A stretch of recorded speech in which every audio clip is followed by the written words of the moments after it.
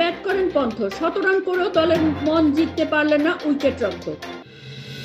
ভারতীয় শিবিরে অশান্তি, মাঠ থেকে উঠে গিয়ে গম্ভীরের সঙ্গে তর্কাতর্কিতে জড়ালেন বুমরা। খেলা খুব কঠিন, ওই বিশ্বসেরা। লিডসের ১৩ ওভারে ইংরেজদের সমীহ আদায় করে নিলেন বুমরা।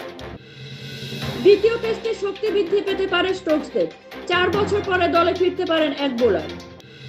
ক্লাব বিশ্বকাপে পিছিয়ে পড়েও জয় ইন্টার মিলানের, লড়াই করে জিততে হলো বরুসিয়া ডর্টমুন্ডকেও।